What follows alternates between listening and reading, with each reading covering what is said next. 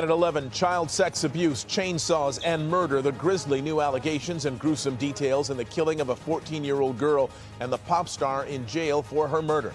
Prosecutors revealing those chilling allegations in a new court filing today. Eyewitness News reporter Liz Nagy following the story tonight. Liz. Mark, the details alleged by prosecutors are frankly disgusting. In this preliminary 8-page brief signed by LA District Attorney Nathan Hochman, prosecutors paint a picture of a rising pop star who they say lured a young girl and then eliminated her when she threatened to expose their relationship and derail his fame. Featured covered in blood and dragging a body in one of his many music videos, prosecutors described the pop singer David carrying out a real-life scene grossly similar to this production. In court for the second time today, attorneys for the singer, whose real name is David Burke, fought to seal the brief that prosecutors believe lays out a specific timeline and evidence of 14-year-old Celeste Rivas Hernandez murder.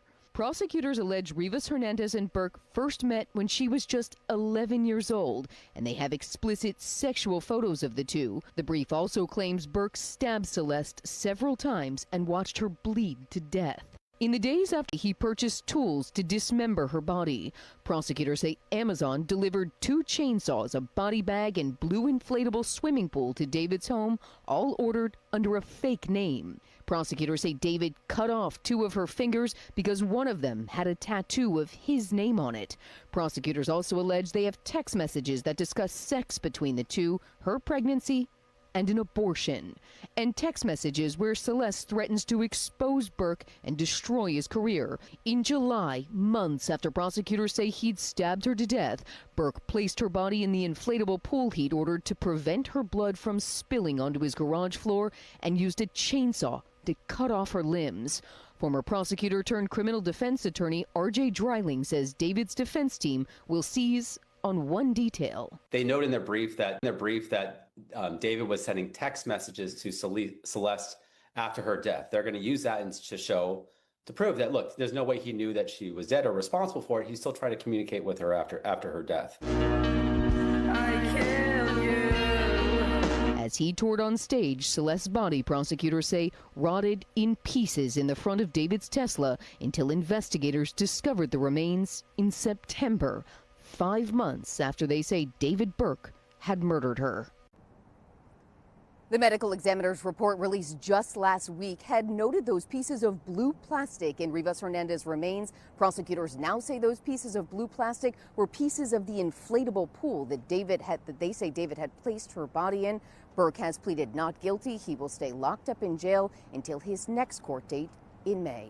We're live downtown tonight. Liz Nagy, ABC 7 Eyewitness News. Liz. Prosecution said more time was needed because of the amount of evidence in the case. The court also set another status conference for June 17th. A preliminary hearing is not a trial. It does not decide final guilt or innocence. It decides whether prosecutors have enough evidence to move the case forward toward trial. But in this case, that step matters. The hearing will test the prosecution's story. It will also give the defense a chance to challenge the evidence before the case reaches a jury. And the evidence, according to reports from court, is massive. There are digital records, phones, cloud accounts, possible video evidence, ride records, location data, purchase records, forensic reports, witness information. Prosecutors have described the case as one built from a large trail of evidence. The defense says it still needs key discovery before it can prepare. That delay became more than a scheduling issue. It became a signal. This case is not simple. It is not built on one witness,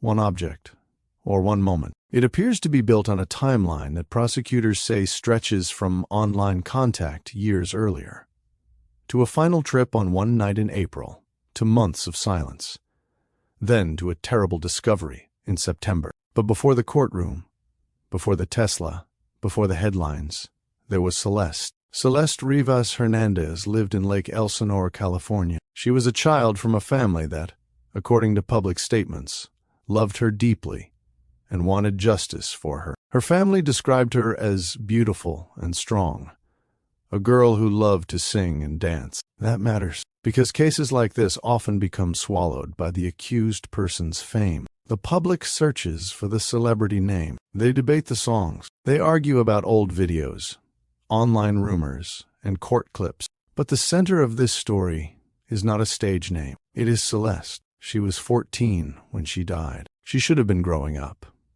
going to school, laughing with family, thinking about her future, and making mistakes that children should survive. Instead, her family spent months searching, waiting, and fearing the worst. Public reporting says Celeste had been reported missing by her family in 2024 when she was 13. Reports also say her mother had told reporters Celeste had a boyfriend named David. That name would later become one of the most painful details in the case. At that time, no one outside the investigation knew how large this story would become. A missing child can be seen by the public in many wrong ways. People may say runaway, troubled, rebellious, difficult, but those labels can hide danger.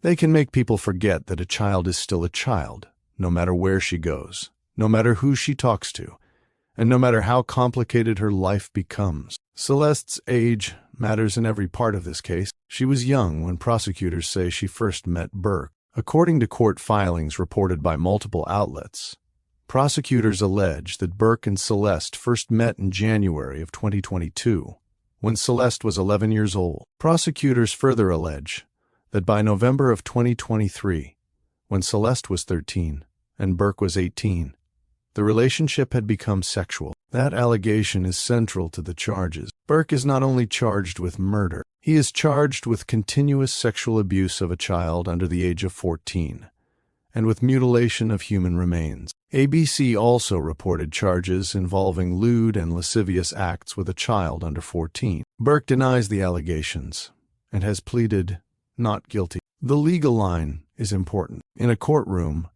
prosecutors must prove the charges. The defense has the right to challenge every claim, but the prosecution's theory is clear. They say Celeste was not just a missing teenager who somehow crossed paths with a famous artist. They allege she had been pulled into a long, secret relationship with him long before the night she disappeared for the last time, and that alleged relationship, prosecutors say, became dangerous when Celeste threatened to expose it. To understand why prosecutors frame motive around exposure, you have to understand who Burke was to the public. David Anthony Burke, known professionally as d4vd, rose through the internet. He became known for emotional music, a young fan base, and songs that spread across platforms like TikTok and streaming services. To many fans, he looked like a young artist, living a dream built from talent, timing, and online attention. He was young. He was successful. He had momentum. He had concerts,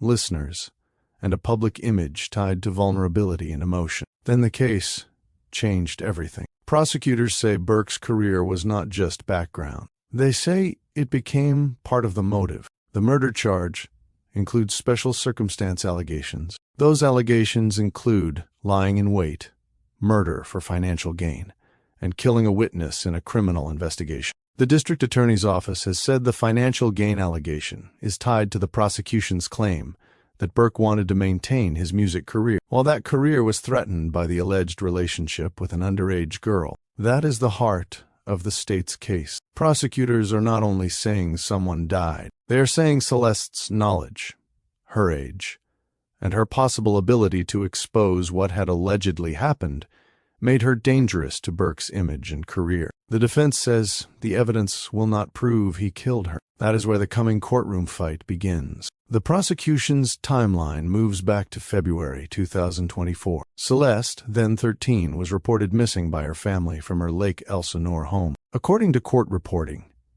deputies found Burke's phone number in Celeste's phone records and contacted him. Prosecutors say he told deputies he had last spoken to her days earlier, said he did not know she was a minor, and said he did not know she had been reported missing. Deputies then went to speak with him at his home. At the time, reports say he lived in West Hollywood. Prosecutors say he was again told Celeste was 13 years old and a runaway. According to the prosecution, Burke said he did not know that and claimed he had only met her in person once. Celeste returned home 2 days later. For her family, that return must have brought relief, but it also brought fear. The public reporting says her family took away her phone after she returned. That is a detail parents across the world understand. When a child is in danger, parents often reach for the tool they can control. A phone, a password, a door, a ride, a friend group. They try to cut off the channel that seems to be pulling the child away. But prosecutors allege Burke found another channel. According to court reporting, prosecutors say he drove to Lake Elsinore and paid one of Celeste's junior high classmates $1,000 to give her a cell phone he had bought so they could keep communicating. If proven, that detail becomes deeply important. It would mean Burke had been told she was 13. It would mean her family had tried to restrict contact. And it would mean the communication allegedly continued anyway through a new device. This, where the prosecution starts building a pattern, not just a moment. They allege a secret relationship. They allege continued contact after law enforcement contact. They allege travel. They allege messages. They allege physical evidence. They allege Burke had reason to fear exposure, but every allegation must be proven. Through 2024, prosecutors say Celeste spent significant time with Burke. Court reports say this included weekends at his Hollywood Hills home and trips to places including Las Vegas, London, and Texas to meet Burke's family. That travel detail raises major questions, but it also requires care. Public reporting says prosecutors have mentioned those trips. Public discussion has raised questions about what happened during them. But unless court evidence prove, we must not turn questions into facts. What can be said is this: prosecutors allege the relationship continued, and that the evidence includes messages and photos they believe support their charge that Burke had an illegal sexual relationship with Celeste while she was underage. The public also learned the text messages allegedly referred to sex, pregnancy, abortion, and use of Plan B emergency contraception. That part of the case has led to one of the biggest claims online, that Celeste was pregnant. But the verified record does not prove that. An updated death certificate states, "It is unclear whether Celeste was pregnant in the year before she died." That means pregnancy should not be stated as fact. It should be handled as an open issue. The distinction matters. There is a difference between a confirmed pregnancy and messages that discuss pregnancy, abortion, or emergency contraception. There is a difference between a friend's reported claim and a medical finding. There is a difference between motive evidence and proven biological fact. In this case, prosecutors can use messages about pregnancy and abortion to argue fear, pressure, or motive. But the public record does not confirm that Celeste was pregnant when she died. That uncertainty does not weaken the tragedy. It protects the truth. By late 2024, prosecutors say the alleged relationship had become unstable. Reports say Burke and Celeste broke up in November of that year. But prosecutors allege they continued communicating, and that messages suggest the sexual relationship also continued. In March 2025, prosecutors highlighted a message they say Celeste sent to Burke. In that message, she expressed frustration that she wanted more for herself. That message has become one of the most painful details in the case, because if the prosecution's account is correct, Celeste was beginning to push back. She was beginning to question what her life had become. She was still a child. Yet the messages prosecutors describe sound like a person trapped in an emotional situation far beyond her age. And by April 2025, prosecutors say the tension reached its breaking point. April 22nd, the night before Celeste was last known alive. According to prosecutors, Celeste and Burke had a lengthy argument over text. Reports say prosecutors described the argument as centered around jealousy, other women, and Burke allegedly leading Celeste to believe they had a future together. Then, prosecutors say, Celeste threatened to disclose damaging information about their relationship. She allegedly threatened to end his career and destroy his life. That phrase matters because prosecutors connect it directly to motive. Burke's debut studio album was about to be released. Tour plans and public attention were building. Tickets for his world tour were going on pre-sale around the same period. His career was moving upward. Prosecutors say Celeste's threat put that career at risk. The defense will likely fight that theory hard. Motive is powerful for a jury, But motive alone does not prove murder. Prosecutors still need evidence. They need timeline. They need forensic links. They need digital data. They need witness testimony. They need enough facts to prove beyond a reasonable doubt what happened inside that Hollywood Hills home. That is why April 23rd matters so much. According to prosecutors, Burke allegedly sent an Uber to pick Celeste up from Lake Elsinore and bring her to his home in the Hollywood Hills. Public reporting says the ride was arranged around the evening, and Celeste reportedly arrived around 10:10 at night. That arrival is the last time prosecutors say she was known to be alive. Think about that carefully. A child left home and entered a ride. According to prosecutors, she was going to visit someone she knew, someone she had been communicating with, someone the state says she trusted enough to travel to. Then she disappeared. Prosecutors allege that very soon after she arrived,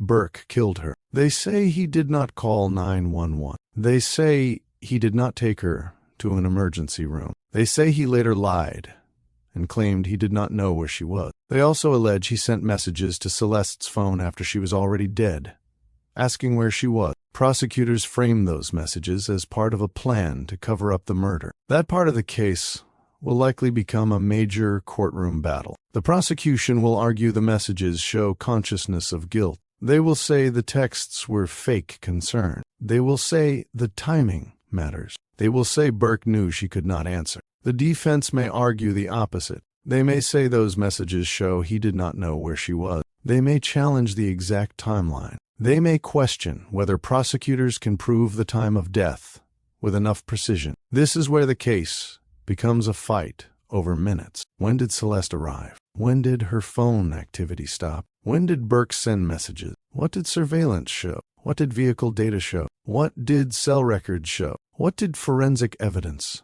from the home show? The prosecution has painted a direct timeline. The defense will try to break it. According to prosecutors, after Celeste's death, Burke left his home and drove to an area near Lake Cachuma in Santa Barbara County while still calling or texting Celeste's phone. Reports also say prosecutors later connected Burke to that area through location evidence. Months later, in January 2026, a Caltrans worker found Celeste's passport card off State Route 154 in Santa Barbara County. Prosecutors say it was in the same area where Burke had allegedly traveled after Celeste's death. That passport card is one of those details that can seem small until it is placed inside a larger timeline. A young girl's passport card should not be found discarded near a remote roadway months after she vanished. If the prosecution connects the location to Burke's movements, they will likely use it to argue he disposed of evidence. The defense will likely test how strong that connection is. This is not just a case about what was found. It is a case about where things were found, when they were found, and who was allegedly connected to those places. The next day, April 24th, prosecutors say Burke returned to his Hollywood Hills home. Reports say he went to a radio interview to promote his album. Prosecutors also allege a shovel was ordered and delivered to his home around that period. On April 25th, his debut album Withered was released. Public life moved forward. Music, interviews, promotion, tour plans. But prosecutors say Celeste was already dead. That contrast is one reason this case has drawn so much public attention. To the outside world, Burke was still an artist in motion. To investigators, according to the prosecution, he was already at the center of a hidden crime. Then came the purchases. Prosecutors allege Burke ordered multiple items after Celeste's death. Public reporting says these included a shovel, heavy-duty laundry bags, a body bag, 2 chainsaws, a blue inflatable pool, and a burn cage. Prosecutors say some of these items were ordered under a fake name and delivered to his home. The details are disturbing, but the legal point is clear. Prosecutors will likely argue those purchases show planning and concealment. They will say the items were not random. They will say the timing connects them to the crime. They will say the fake name shows an effort to avoid detection. The defense may challenge the meaning of the purchases. It may question who ordered them, who had access, what the items were used for, or whether the evidence proves murder rather than only an alleged cover-up. That distinction could become important. In many cases, Prosecutors do not only have to prove a defendant handled evidence after a death, they must prove the defendant caused the death, and did so with the required intent. Evidence of concealment can be powerful, but the defense may argue it does not answer every question about the killing itself. That is why the forensic evidence from the home matters. After Celeste's remains were found, police searched Burke's Hollywood Hills home. According to reports, investigators found evidence in the garage consistent with the prosecution's theory about what happened after her death. ABC reported that biological samples tested positive for blood and DNA analysis, matched samples to Celeste's genetic profile. That is a major part of the state's case. If jurors hear that Celeste's blood was found in a location connected to Burke, prosecutors will argue it supports their timeline. If jurors hear that items bought after her disappearance were tied to the home, prosecutors will argue the physical evidence and purchase records support each other. The defense will likely examine every step. Who collected the samples? Where exactly were they found? Could there be contamination? Could there be another explanation? How strong is the DNA match? What does the evidence prove about timing? What does it prove about cause? A courtroom does not run on shock. It runs on proof. And this case has enough shocking allegations that both sides will likely fight hard over what each piece actually proves. Then came September 8th, 2025. That was the date Celeste's remains were found in the Tesla. Reports say the vehicle had been towed after appearing abandoned. ABC reported the car had been parked about 400 feet from Burke's home before it was towed. Prosecutors say Burke was the last person to drive the vehicle on July 29th, before leaving Los Angeles on tour. That allegation matters. If prosecutors prove he was the last known driver before the vehicle sat parked, they can tie him more closely to what was inside. The defense may examine access to the vehicle when it was parked, who knew where it was, and whether anyone else could have entered or moved anything. The car discovery is the moment the public remembers, but legally, it is one part of a larger chain. The chain includes the alleged relationship, the argument, the Uber ride, the Hollywood Hills home, the alleged messages after arrival, the purchases, the Santa Barbara County trips, the passport card, the garage evidence, the Tesla, the autopsy, the digital evidence. That chain must hold. On September 16, 2025, Celeste was identified through dental records. Her family's nightmare changed that day. Before then, there was fear. After then, there was confirmation. No parent should receive that call. No family should learn their child's name through medical identification after months of searching. Public reporting says Celeste's body was found just days after what would have been her 15th birthday. That detail carries a pain no courtroom document can fully hold. While the internet talked about celebrity, evidence, and speculation, a family was grieving a girl who should have been celebrating another birthday. In late September,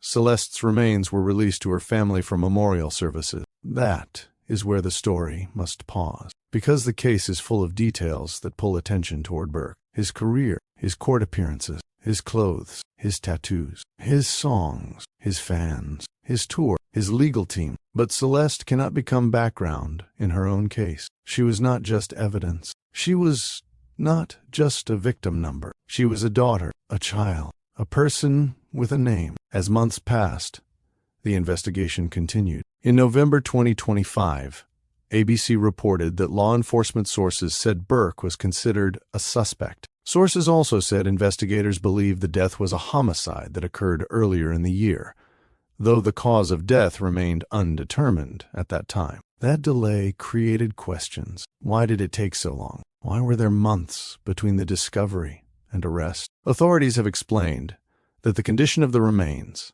the passage of time, and the need to protect evidence complicated the investigation. Police leadership publicly said their duty was not to fuel speculation, but to deliver justice, and that investigators had to avoid saying or doing anything that could damage the case. That is important, because the public often wants answers immediately. But criminal cases, especially cases involving decomposition, digital records, and large amounts of evidence, can move slowly. Investigators have to test samples, review devices, obtain warrants, build timelines, interview witnesses, preserve data, coordinate with prosecutors. The weight may feel unbearable for the public. For Celeste's family, it must have been worse. Then on December 9, 2025, the medical examiner ruled Celeste's death a homicide caused by penetrating injuries. The autopsy report was not immediately released publicly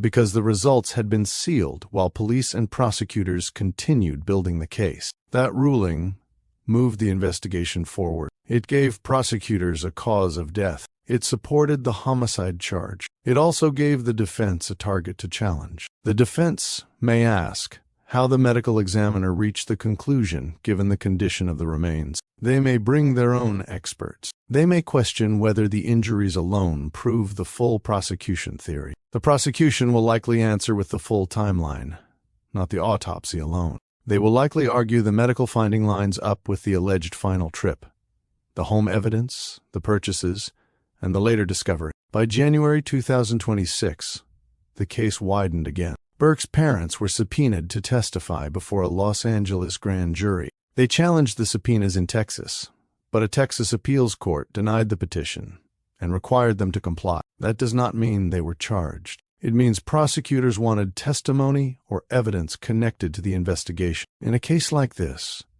family members can become important witnesses for many reasons. They may know about travel, vehicles, homes, timelines, communications, relationships, financial records, or what someone said before and after a critical event. Again, the public must avoid assuming too much. A subpoena is not a conviction. A subpoena is not proof of guilt. It is a tool investigators and prosecutors use to gather information. In January 2026, the passport card discovery also gave prosecutors another point on the map. Celeste's passport card was found near State Route 154 in Santa Barbara County, an area prosecutors say Burke had allegedly traveled to after her death. That kind of evidence can become visual for jurors. A route, a location, a discarded item, a timeline. But the defense will likely ask hard questions. Who found it? How is it preserved? Could anyone else have placed it there? What exact data places Burke near it? How close was the location to his alleged route? What date does the data show? How reliable is the location record? That is the coming battle. By April 2026, the case moved from investigation to arrest. On April 16th, Burke was arrested in Los Angeles. Reports say he was held without bail. On April 20th, the Los Angeles County District Attorney announced the charges. The district attorney said Burke was charged with murder, continuous sexual abuse of a child under 14, and unlawful mutilation of human remains. The criminal complaint included special circumstance allegations of murder of a witness, murder for financial gain, and lying in wait, along with an allegation that a sharp instrument was used. Those are severe charges. They carry the possibility of life without parole. And prosecutors have said the office will decide later whether to seek the death penalty, even though California has a moratorium on executions. Burke appeared in court and pleaded not guilty. His attorneys pushed back publicly. They said the actual evidence would show he did not murder Celeste and was not the cause of her death. That statement matters. A responsible telling of this case must include it. No matter how shocking the allegations are, Burke remains legally innocent unless convicted. The prosecution has the burden. The defense has the right to confront every witness and challenge every piece of evidence. That is not weakness in the justice system. That is the justice system. But for Celeste's family, the legal process is not just procedure. It is pain repeated in public. After charges were filed, her family released a statement through their attorney. They said they missed her deeply and wanted justice for Celeste. Later, as more disturbing allegations emerged, the family said they would not continue making public statements and asked for grace and compassion. That request should guide how the story is told. This case has enough tension without turning grief into entertainment. The facts are heavy enough. The next major court moment came on April 2003, 2026. Prosecutors said in court that a significant amount of child sexual abuse material was found on an iPhone belonging to Burke. That allegation connects to the charge involving Celeste and may also connect to the larger prosecution theory about the alleged relationship. But it must be stated carefully. Public reporting does not mean every item has been fully tested in court. The defense may challenge what was found, where it came from, and how prosecutors characterize it. Still, the allegation raised the stakes. If prosecutors prove Burke possessed illegal material connected to the alleged relationship, it supports their claim that the case is not only about murder, but about abuse, secrecy, and motive. Around this same period, the public learned more about the scale of evidence. Reports from court described more than 40 terabytes of data gathered in the investigation. That is a massive amount of material. It suggests phones, computers, cloud records, possible video, messages, location logs, and other digital evidence. A case like this may not turn on one confession. It may turn on whether thousands of digital pieces align. The prosecution may say the devices tell the truth. The defense may say the state is reading too much into data. That is why the delay to June 29th matters. Discovery is the process where prosecutors turn over evidence to the defense. The defense cannot properly prepare without seeing the evidence. If there are 40 terabytes of material, both sides need time. Prosecutors need to organize it. Defense attorneys need to review it. Experts may need to examine it. The court needs to manage the schedule. At the status hearing, the judge made clear the case would not be allowed to drift endlessly. But the delay still changed the public timeline. Now the next major step is not a trial. It is the preliminary hearing. At that hearing, prosecutors do not have to prove guilt beyond a reasonable doubt. They have to show enough evidence for the case to proceed. That hearing may reveal more about the state's strongest evidence. Will the prosecution call investigators? Will the medical examiner testify? Will rideshare records be presented? Will digital data be summarized? Will purchase records be discussed? Will witnesses connected to Burke's home, family, or circle appear? Will the defense attack the cause of death? Will the defense argue someone else may have been involved? These questions are why people are watching. But there is one part of the public conversation that needs correction. The claim that Celeste was pregnant has spread widely online. The verified public record does not confirm it. Court reporting says prosecutors allege messages between Celeste and Burke discussed sex, pregnancy, abortion, and Plan B. ABC 30 reported that an updated death certificate says it is unclear whether Celeste was pregnant in the year before she died. That means the strongest accurate wording is this: pregnancy is an unresolved issue in the public record. It may matter to motive if prosecutors argue Burke feared exposure. It may matter because the messages could show pressure, fear, or conflict. But it is not a confirmed fact that Celeste was pregnant when she died. This is important for true crime Greyson viewers, because true crime loses its value when rumor replaces evidence. The truth is already serious. A 14-year-old girl is dead. A young celebrity is charged with capital murder. Prosecutors allege a long, illegal relationship. The defense denies murder. The evidence is huge. The family is grieving. No extra rumor is needed. The prosecution's case appears to rest on several pillars. The first pillar is relationship evidence. Prosecutors say Burke and Celeste met when she was 11. They allege the relationship became sexual when she was 13 and he was 18. They say messages, photos, and travel history support that allegation. The second pillar is motive. Prosecutors say Celeste threatened to expose the relationship and damage Burke's music career shortly before her death. They point to the timing of his album release, tour momentum, and public image. The third pillar is opportunity. Prosecutors say Burke arranged the ride that brought Celeste to his Hollywood Hills home on April 23, 2025. They say she arrived and was never seen again. The fourth pillar is behavior after the disappearance. Prosecutors allege Burke sent messages to Celeste's phone after she was already dead, creating false concern. They say he then made suspicious purchases and traveled to remote areas. The fifth pillar is physical evidence. Prosecutors point to the garage, biological samples, DNA, the vehicle, and other forensic findings. The sixth pillar is digital evidence. That includes ride records, phone records, location data, purchase records, and other material within the massive discovery set. If those pillars support each other, the prosecution's timeline becomes difficult to ignore. If the defense weakens one or more pillars, the case becomes more complicated. That is why the preliminary hearing matters. The defense does not need to prove who killed Celeste at that stage. It can try to show the prosecution's evidence is too weak, too speculative, or too dependent on assumptions. The defense may argue that the state has evidence of a relationship, but not murder. It may argue the state has evidence of post-death conduct, but not proof beyond doubt that Burke caused the death. It may argue digital timelines can be misread. It may raise questions about other people,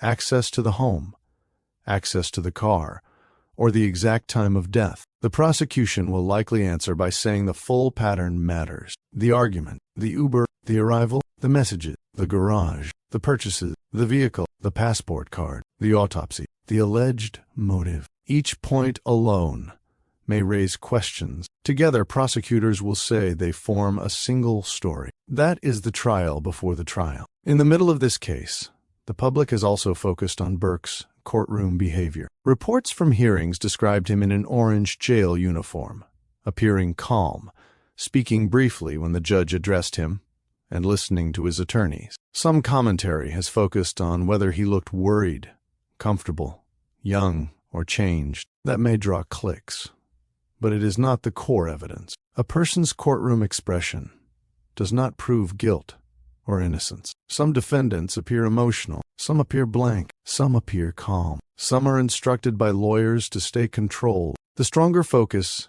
is what the court filings say, what the evidence shows, and what prosecutors prove under oath. That is where this story should stay. If you are following this case with us, like this video and subscribe to True Crime Greyson. This is the part of the case where details will start deciding the direction, and we will keep separating verified facts from online noise. The broader warning in this case reaches beyond one artist. Prosecutors allege Celeste first entered Burke's world when she was still a child. Public discussion has pointed to online fan spaces, social media, private communication, and the access young fans can feel they have to artists they admire. That does not mean every fan community is dangerous. It means boundaries matter. Children can feel special when someone older, famous, or powerful gives them attention. They may not see control as control. They may not understand why secrecy is dangerous. They may feel chosen, protected, or loved,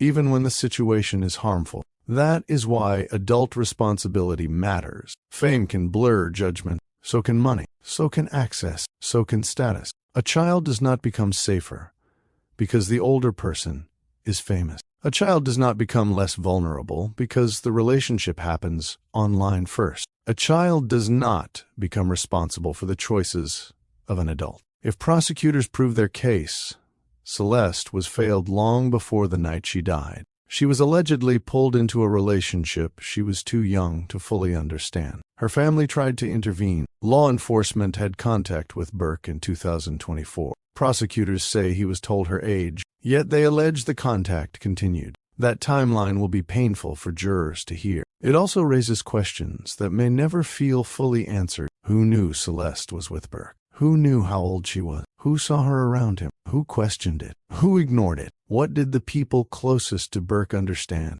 What did the digital records show before April 23rd? The prosecution may answer some of these questions in court. Others may remain part of the larger social conversation. But the legal case must stay focused. Did Burke commit the charged crimes? Did he abuse Celeste? Did he murder her? Did he mutilate her remains? Did he do it for the reasons prosecutors allege? Can the state prove it? Those are the questions the court must answer. The discovery delay shows how much evidence both sides must review before even reaching trial. Reports from the courtroom suggest that prosecutors had begun uploading evidence, but only a portion had been made available at that point. The defense said it still needed DNA evidence and witness narratives. That gives us another important point. The public does not have all the evidence. We have court filings. We have official statements. We have reporting. We have allegations. We have defense denials. We have some confirmed dates. But we do not have every test result, every full message, every surveillance clip, every witness interview, or every expert report. That means caution is not weakness. Caution is accuracy. The case against Burke is serious. The public allegations are severe, but the trial process exists because allegations must be tested. The family's grief does not need exaggeration. The evidence does not need rumor. Celeste's story does not need false certainty. It needs truth. By the time Burke's preliminary hearing begins, prosecutors will likely try to show the judge a compact version of their case. They may not reveal everything, but they must reveal enough. They will likely focus on the timeline. January 2022. Prosecutors say Burke and Celeste first met. November 2023. Prosecutors say the illegal relationship began. February 2024. Celeste was reported missing. Deputies contacted Burke, and he was allegedly told she was 13. Later in February, prosecutors say Burke arranged for a new phone to reach Celeste after her family took away her device. Through 2024, prosecutors say they spent time together and traveled. November 2024, prosecutors say the relationship shifted, but communication continued. March 2025, prosecutors say Celeste sent a message expressing frustration and wanting more for herself. April 22nd, prosecutors say an argument escalated, and Celeste threatened to expose the relationship. April 23rd, prosecutors say Burke sent a ride for her. She arrived at his Hollywood Hills home, and she was never seen again. After that, prosecutors allege a cover-up. September 8th, Celeste's remains were found in the Tesla. September 16th, she was identified. December 9th, her death was ruled a homicide. January 2026, her passport card was found in Santa Barbara County. April 16th, Burke was arrested. April 20th, he was charged and pleaded not guilty. May 12th, the preliminary hearing was pushed to June 29th. That is the backbone. Everything else fills in the tension. The alleged texts, the alleged purchases, the forensic evidence, the defense denial, the discovery fight, the pregnancy uncertainty, the family silence, the public reaction, the looming hearing. The question is whether the backbone holds under cross-examination. One of the strongest prosecution arguments may be timing. If Celeste was last known alive at Burke's home, and if Burke arranged the ride, and if the messages after arrival were allegedly fake concern, and if later evidence connects her to his garage and vehicle, prosecutors will argue the timeline is not coincidence. The defense may argue the state's timeline still leaves room for doubt. It may ask whether anyone else was present. It may ask whether investigators have direct evidence of the killing itself. It may ask whether the time of death can be narrowed enough. It may ask whether physical evidence proves death, dismemberment, or only contact after death. That is why some legal observers have focused on the prosecution's wording. When prosecutors say Burke stood by while Celeste bled, the defense may ask how they know that. Was there a witness? Was there video? Was it inferred from medical evidence and phone records? Was it based on the absence of emergency calls? If there is direct evidence, the prosecution may reveal it. If it is an inference, the defense will challenge it. That does not mean the allegation is false. It means court is where prosecutors must show the basis. The same applies to the alleged motive. Prosecutors say Celeste threatened to expose Burke and damage his career. Reports say text messages support that claim, but a defense attorney may ask whether a threat proves murder. People argue. People make threats. People panic. The question is whether the alleged threat connects to the death through other evidence. The prosecution will say yes. They will say the timing, ride, messages, and later conduct form a direct line. The defense will say the line is not as clear as prosecutors make it seem. This is what makes the case dangerous for both sides. For the prosecution, the evidence sounds powerful, but the burden is high. For the defense, the allegations are severe, and some reported evidence appears deeply damaging. For Celeste's family, none of the legal strategy changes the loss. The public also has to confront the role of online speculation. Since the case became public, many people have searched Burke's old posts, videos, songs, tour visuals, and interviews. Some have tried to connect artistic imagery to the allegations. Others have searched for old clips that may show Celeste, or suggest people around Burke knew about her. Some of that material may become evidence if prosecutors authenticate it and connect it legally. But much of what circulates online may never enter court. A video online is not automatically evidence. A rumor is not a fact. A caption is not proof. A comment section is not an investigation. True crime audiences must understand that difference. This case already contains enough documented material to hold attention without dragging in unverified claims. The verified public record says Celeste was 14. Burke was charged. He pleaded not guilty. Prosecutors allege a long illegal relationship. They allege she threatened to expose him. They allege he arranged the ride that brought her to his home. They allege she died soon after. They allege he covered up the crime. They allege forensic, digital, and purchase evidence support their case. The defense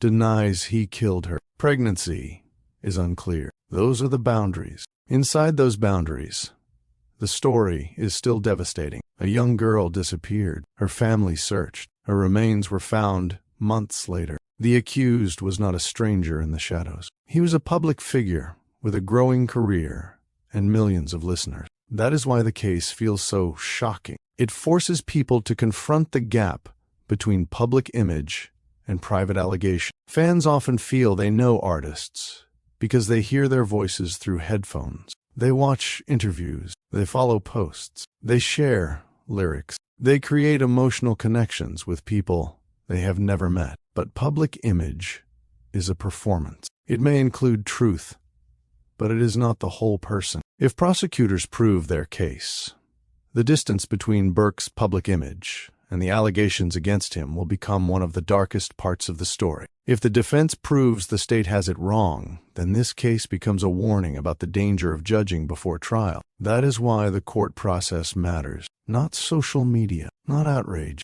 not fandom, evidence. For Celeste, the human question is simpler and much harder. How did a 14-year-old girl vanish into this world? How did she travel from her home to a Hollywood Hills residence and never return? How did months pass before the public knew what happened? How many signs were missed? How many chances existed before April 23rd? These questions are not all legal questions. Some are moral questions. Some are family questions. Some are society questions. But the courtroom will focus on what can be proved. When the preliminary hearing begins, the prosecution may not call every witness. It may present enough to show probable cause, but even that limited hearing could reveal the shape of the trial. If the judge finds enough evidence, Burke will be ordered to stand trial. If the defense exposes major weaknesses, the case may shift. Either way, June 29th becomes the next major date. Until then, the case sits in a tense space. The prosecution says it has a powerful case. The defense says the evidence will show Burke is innocent of murder. The public has seen only part of the record. Celeste's family has asked for privacy and compassion, and one young girl's name remains at the center of everything. There is a line in this case that should never be crossed. The story should not become only about the celebrity. It should not become only about the shocking details. It should not become a race to say the most disturbing thing first. The most important truth is not the car. It is not the court delay. It is not the blue inflatable pool. It is not the online rumors. It is not the pregnancy claim. The most important truth is that Celeste Rivas Hernandez was a child. She had a life before this case. She had people who loved her before the headlines. She deserved protection before the investigation. She deserves dignity now. That is why the careful wording matters.